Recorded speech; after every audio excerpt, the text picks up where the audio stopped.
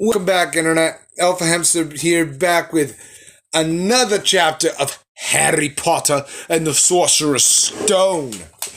This time we are already at Hogwarts, and is chapter 7, The Sorting Hat. The door swung open at once. A tall, black-haired witch in emerald green robes stood there. She had a very stern face, and Harry's first thought was that this was not someone to cross. "The first years, Professor McGonagall," said Hagrid. "Thank you, Hagrid. I will take them from here." She pulled the door wide. The entrance hall was so big you could have fit the whole of the Dursleys' house in it. The stone walls were lit with flaming torches like the ones at Gringotts. The ceiling was too high to make out, and a magnificent marble staircase facing them led them to the upper floors. They followed Professor McGonagall across the flagstone floor. Harry could hear the drones of hundreds of voices from a doorway to the right, and the rest of the school must already be here. But Professor McGonagall showed the first years into a small empty chamber off the hall. They crowded in, standing rather closely together than they would usually have done, peering about nervously. "Welcome to Hogwarts," said Professor McGonagall. "The start of term banquet will begin shortly, but before you can take your seats in the great hall, you will be sorted into your houses. The sorting ceremony is a very important ceremony because while you are here, your house will be something like your family within Hogwarts. You will have classes with the rest of your house, sleep in your house dormitory, and spend free time in your house common room.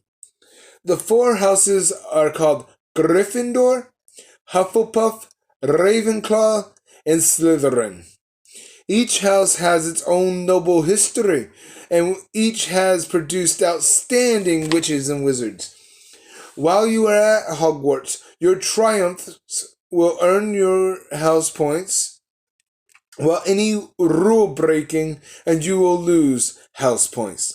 At the end of the year, the house with the most points is awarded the House Cup, a great honor. I hope each of you will be a credit to whichever house becomes yours. The sorting ceremony will take place in a few minutes in front of the rest of the school. I suggest you all smarten yourselves up as much as you can while you're waiting." Her eyes lingered for a moment on Neville's cloak, which was fastened under his left ear, and on Ron's smudged nose. Harry nervously tried to flatten his hair. "I shall return when we are ready for you," said Professor McGonagall. "Please wait quietly." She left the chamber. Harry swallowed. "How exactly do they sort us into houses?" he asked Ron. "Some sort of test, I think. Fred said it hurts a lot, but I think he was joking." Harry's heart gave a horrible jolt. A test? In front of the whole school? But he didn't know any magic yet. What on earth would he have to do? He hadn't expected something like this the moment they arrived. He looked around anxiously and saw that everyone else looked terrified too. No one was talking much except for Hermione Granger, who was whispering very fast about all the spells she'd learned and wondering which one she'd need. Harry tried not to listen to her. He'd never been more nervous, never, not even when he had to take a school report home to the Dursleys saying that he'd somehow turned his teacher's wig blue. He kept his eyes fixed on the door. Any second now, Professor McGonagall would come back and lead him to his doom. Then something happened that made him jump about a foot in the air. Several people behind him screamed, "What the—" He gasped, so did the people around him. About 20 ghosts had just streamed through the back wall. Pearly white and slightly transparent, they glided across the room, talking to one another and hardly glancing at the first years. They seemed to be arguing. What looked like a fat little monk was saying, "Forgive and forget, I say. We ought to give him a second chance." My dear friar, haven't we given Peeves all the chances he deserves? He gives us all a bad name, and you know he's not really even a ghost. I say, what are you all doing here? A ghost wearing a ruff and tights had suddenly noticed the first years. Nobody answered. New students, said the frat friar, smiling around at them. About to be sorted, I suppose. A few people nodded mutely. Hope to see you in Hufflepuff, said the friar. My old house, you know. Move along now, said a sharp voice. The sorting ceremony's about to start. Professor McGonagall had returned. One by one, the ghosts floated away through the opposite wall. Now, form a line, Professor McGonagall told the first years, and follow me. Feeling oddly as though his legs had turned to lead, Harry got into line behind a boy with sandy hair, with Ron behind him, and they walked out of the chamber, back across the hall, and through a pair of double doors into the Great Hall. Harry had never even imagined such a strange and splendid place. It was lit by thousands and thousands of candles that were floating in midair over 4 long tables where the rest of the students were sitting. These tables were laid with glittering golden plates and goblets. At the top of the hall was another long table where the teachers were sitting. Professor McGonagall led the first years up here, so they came to a halt in a line facing the other students, with the teachers behind them. The hundreds of faces staring at them looked like pale lanterns in the flickering candlelight. Dotted here and there among the students, the ghosts shone misty silver.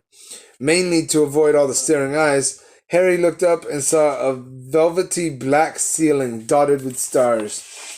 He heard Hermione whisper, "It's bewitched to look like the sky outside. I read about it in Hogwarts: A History."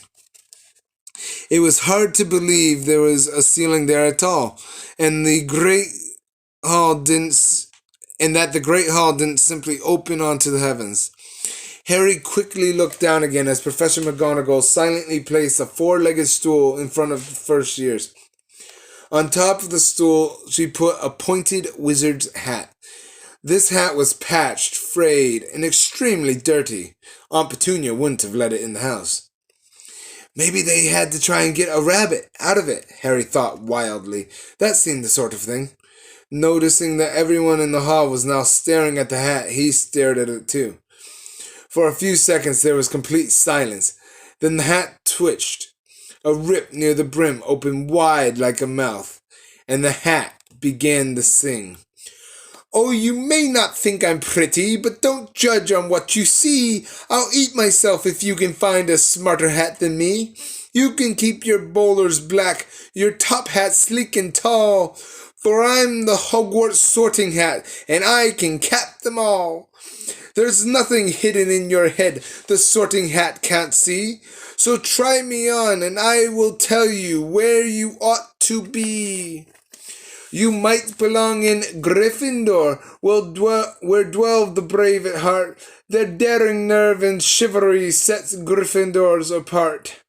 You might belong in Hufflepuff, where they are just and loyal. Those patient Hufflepuffs are true and unafraid of toil. Or yet in wise old Ravenclaw, if you've already mind, where those of wit and learning will always find their kind. Or perhaps in Slytherin, you'll make your real friends. Those cunning folk use any means to achieve their ends. So put me on. Don't be afraid and don't get in a flap. You're in safe hands, though I have none, for I'm a thinking cap. The whole hall burst into applause as the hat finished its song. It bowed to each of the 4 tables and then became quite still again. So we've just got to try on the hat, Ron whispered to Harry. I'll kill Fred. He was going on about wrestling a troll. Harry smiled weakly.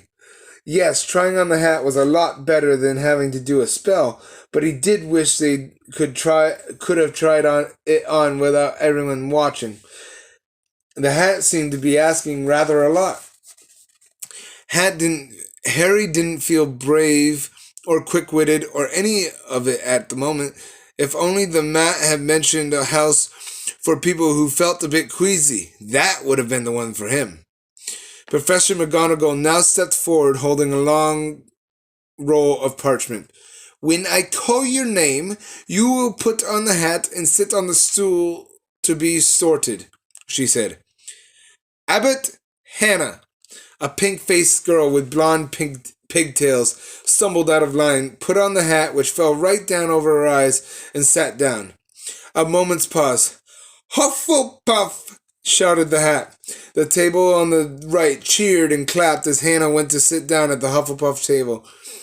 Harry saw the ghost of the fat friar waving merrily at her. Bones Susan! Hufflepuff! Shouted the hat again, and Susan scuttled off to sit next to Hannah. Boot Terry! Ravenclaw! The table second from the left clapped this time. Several Ravenclaws stood up to shake hands with Terry as he joined him. Brocklehurst Mandy went to Ravenclaw too, but Brown Lavender became the first new Gryffindor, and the table on the far left exploded with cheers. Harry could see Ron's twin brothers catcalling. Bulstrode Millicent then became a Slytherin. Perhaps it was Harry's imagination after all he'd heard about Slytherin, but he thought they looked like an unpleasant lot. He was starting to feel definitely sick now. He remembered being picked for teams during gym at his old school.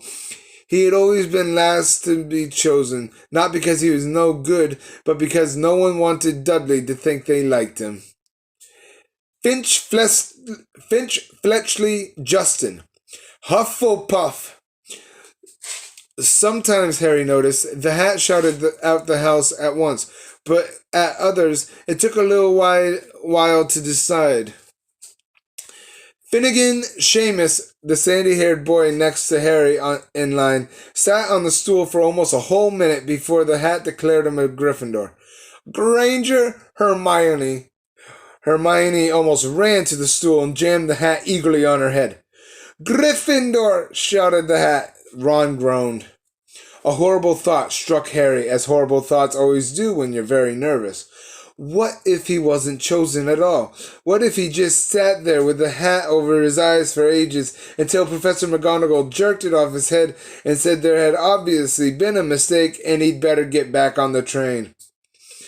When Neville Longbottom, the boy who kept losing his toad, was called, he fell over on his way to the stool. The hat took a long time to decide with Neville. When it finally shouted, Gryffindor! Neville ran off, still wearing it, and had to jog back amid gales of laughter to give it to McDougal Morag. Malfoy swaggered forward when his name was called and got his wish at once. The hat had barely touched his head when it screamed, Slytherin! Malfoy went to join his friends, Crabbe and Goyle, looking pleased with himself. There weren't many people left now. Moon, not Parkinson, then a pair of twins, girls, Patil and Patil, then Perks, Sallyanne, then at last Potter, Harry. As Harry stepped forward, whispers suddenly broke out like little hissing fires all over the hall. Potter, did she say? The Harry Potter? The last thing Harry saw before the hat dropped over his eyes was the hall full of people craning to get a good look at him. Next, he was looking at the black inside of the hat. He waited. Said a small voice in his ear. Difficult. Very difficult. Plenty of courage, I see. Not a bad mind, either. There's talent. Oh, my goodness, yes. And a nice thirst to prove yourself. Now that's interesting. So where shall I put you? Harry gripped the edges of the stool and thought, not Slytherin, not Slytherin. Not Slytherin, eh? Said the small voice. Are you sure? You could be great, you know. It's all here in your head, and Slytherin will help you on your way to greatness, no doubt about that. No? Well, if you're sure, better be Gryffindor! Harry heard the hat shout the last word to the whole hall. He took the hat off and walked shakily toward the Gryffindor table. He was so relieved to have been chosen and not put in Slytherin, he hardly noticed that he was getting the loudest cheer yet. Percy the prefect got up and shook his hand vigorously, while the Weasley twins yelled, "We got Potter! We got Potter!" Harry sat down opposite the ghost in the ruff he'd seen earlier. The ghost patted his arm, giving Harry this sudden horrible feeling that he'd just plunged into a bucket of ice-cold water. He could see the high table properly now. At the end nearest him sat Hagrid, who caught his eye and gave him the thumbs up. Harry grinned back. And there, in the center of the high table, in a large gold chair, sat Albus Dumbledore. Harry recognized him at once from the card he'd gotten out of the chocolate frog on the train. Dumbledore's silvery hair was about the only thing in the whole hall that shone as brightly as the ghost. Harry spotted Professor Quirrell, too, the nervous young man from the Leaky Cauldron. He was looking very peculiar in a large purple turban. And now there was only 3 people left to be sorted. Thomas Dean, a black boy even taller than Ron, joined Harry at the Gryffindor table. Turpin Lisa became a Ravenclaw, and then it was Ron's turn. He was pale green by now. Harry's crossed his fingers under the table, and a second later he heard the hat shout, "Gryffindor!" Harry clapped loudly with the rest as Ron collapsed into the chair next to him. "Well done, Ron. Excellent," said Percy Weasley pompously as across Harry as the beanie blaze was made a Slytherin. Professor McGonagall rolled up her scroll and took the sorting hat away. Harry looked down at his empty gold plate. He had only just realized how hungry he was. The pumpkin pasties seemed ages ago. Albus Dumbledore had gotten to his feet. He was beaming at the students, his arms opened wide, as if nothing could have pleased him more than to see them all there. "Welcome," he said. "Welcome to a new year at Hogwarts. Before we begin our banquet, I would like to say a few words, and here they are. Nitwit, blubber, oddment, tweak, a thank you." He sat back down. Everybody clapped and cheered. Harry didn't know whether to laugh or not. "Is he a bit mad?" he asked Percy uncertainly. "Mad?" said Percy airily. "He's a genius! Best wizard in the world. But he is a bit mad. Yes." "Potatoes, Harry?"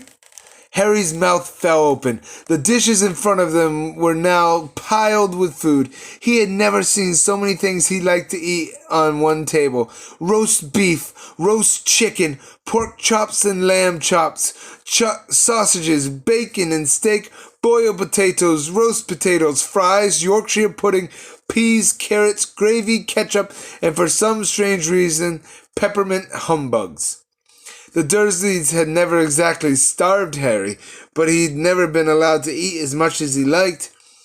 Dudley had always taken anything that Harry really wanted, even if it made him sick. Harry piled his plate with a bit of everything except the peppermints and began to eat. It was all delicious. "That does look good," said the ghost in the ruff sadly, watching Harry cut his steak. "Can't you?" "I haven't eaten for nearly 400 years, said the ghost. "I don't need to, of course, but one does miss it. I don't think I've introduced myself. Sir Nicholas de Mimsy Porpington, at your service, resident ghost of Gryffindor Tower." "I know who you are," said Ron suddenly. "My brothers told me about you. You're nearly Headless Nick." I would prefer you to call me Sir Nicholas de Mimsy, the ghost began stiffly, but the sandy-haired Seamus Finnegan interrupted. Nearly headless? How can you be nearly headless? Sir Nicholas looked extremely miffed, as though their little chat wasn't going at all the way he wanted.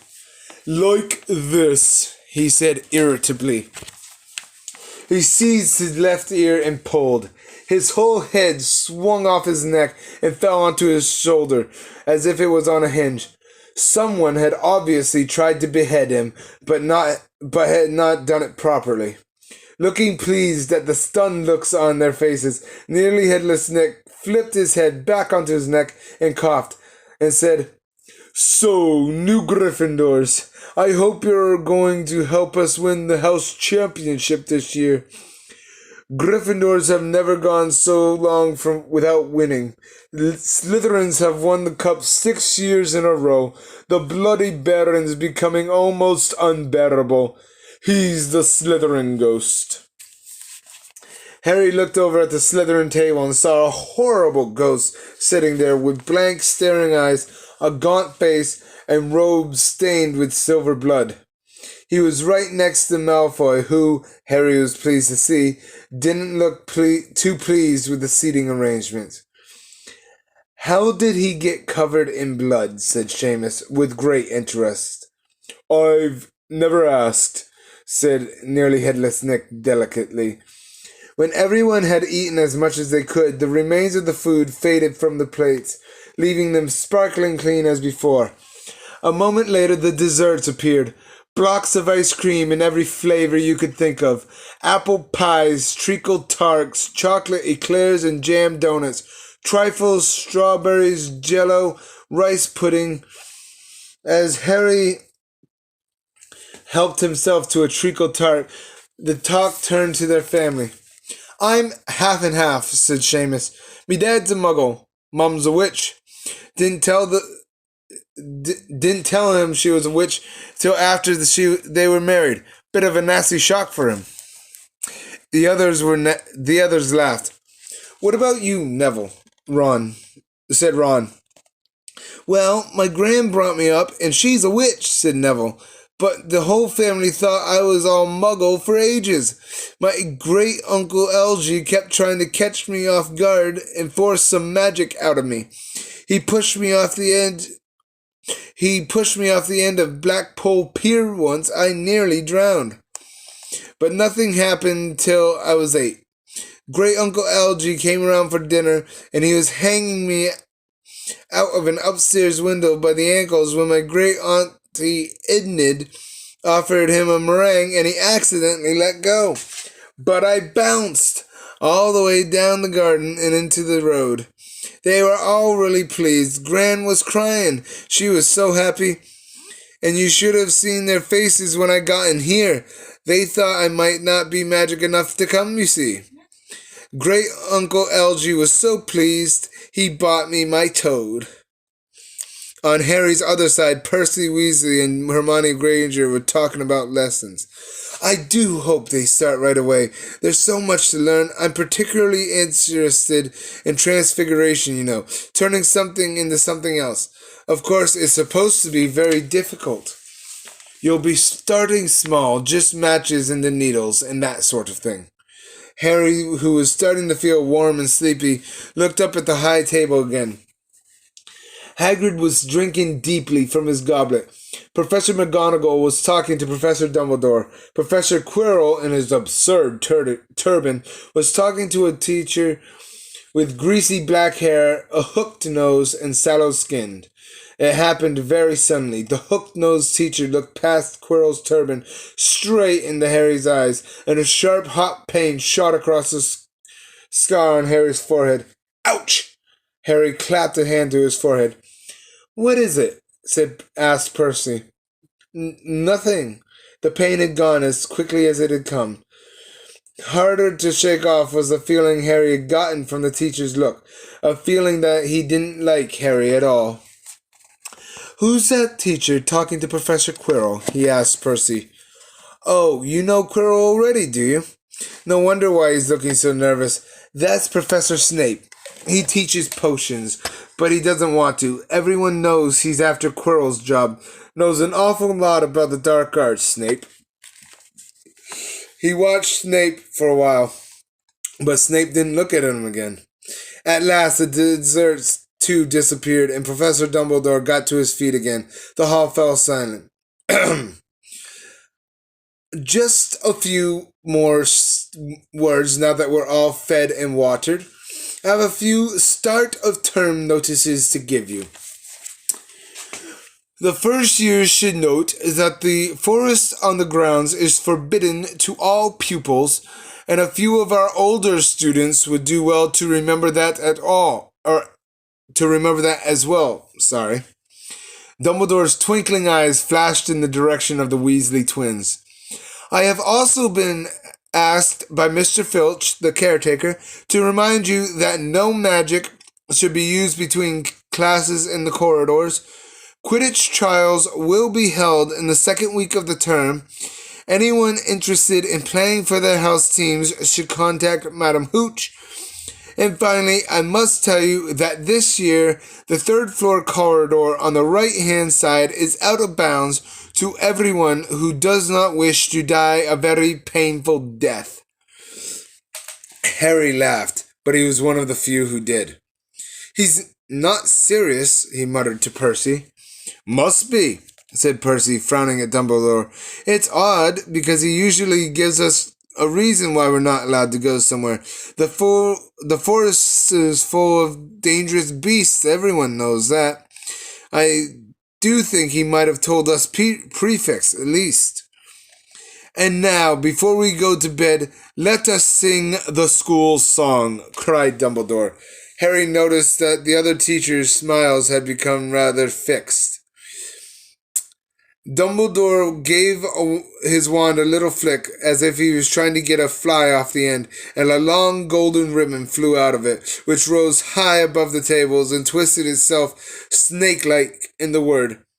Everyone pick their favorite tune, said Dumbledore, and off we go. And the school bellowed, Hogwarts, Hogwarts, Hoggy, Hoggy, Hogwarts. Teach us something, please. Whether we be old and bald or young with scabby knees, our heads could do with filling with some interesting stuff. For now they're bare and full of air, dead flies and bits of fluff. So teach us things worth knowing, bring back what we forgot. Just do your best, still do the rest, and learn until our brains all rot. Everybody finished the song at different times. At last, only the Weasley twins were left singing along to a very slow funeral march. Dumbledore conducted their last few lines with his wand, and when they had finished, he was one of those who clapped loudest. Ah, music, he said, wiping his eyes. A magic beyond all we do here. And now, bedtime, off you trot. The Gryffindor first years followed Percy through the chattering crowds, out of the great hall and up the marble staircase. Harry's legs were like lead again, but only because he was so tired and full of food. He was too sleepy even to be surprised that the people in the portraits along the corridors whispered and pointed as they passed, or that twice Percy led them through doorways hidden behind sliding panels and hanging tapestries. They climbed more staircases, yawning and dragging their feet, and Harry was just wondering how much further they had to go when they came to a sudden halt. A bundle of walking sticks were floating in midair ahead of them, and as Percy took a step toward them, they started throwing themselves at him. Peeves, Percy whispered to the first year. A poltergeist. He raised his voice. Peeves, show yourself. A loud, rude sound, like the air being let out of a balloon, answered. Do you want me to go to the Bloody Baron?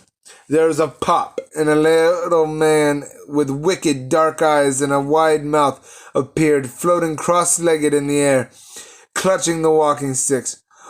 Ooh, he said with an evil cackle. Echo Percy's, what fun! He swooped suddenly at him. They all ducked. Go away, Peeves, or the Baron will hear about this. I mean it, barked Percy. Peeves stuck out his tongue and vanished, dropping the walking sticks on Neville's head. They heard him zooming away, rattling coats of armor as he passed. You want to watch out for Peeves, said Percy as he set off again. The bloody Baron's the only one who can control him. He won't even listen to us prefects. Here we are. At the